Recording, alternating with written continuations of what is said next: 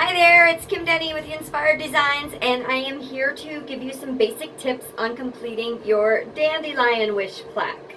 Okay, so I'm using some just cream colored string here so it's easy for you to see on the video, but you will start with your green string to do the stem. And the first thing you want to do is just tie it on. Now to tie it on, you just start off like you tie your shoelaces 2 times, and that'll make a knot around the nail for you.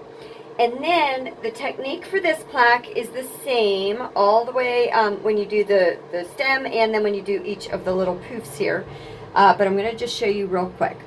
So what we want to do is circle around 2 nails 2 times. So there's 1, 2, and then do a crisscross. And that kind of fills in a solid line there. So once again, circle around 2 nails, 1, 2, and then crisscross, and you're going to continue that all the way up the stem here. Now, this nail in the center was intentionally left a little bit higher than the others because as you do your puffs, it's going to build, I don't know if you can see this in the video, but it builds up on that center nail, so you need that extra space. So as you finish the stem, you're going to go all the way up the stem with your green.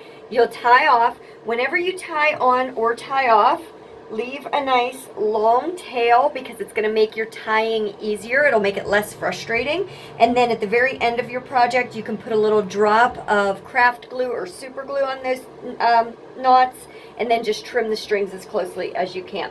So finish your stem all the way up, and then you'll tie your white string on to the center nail, and then continue that same process coming out to these little poofs.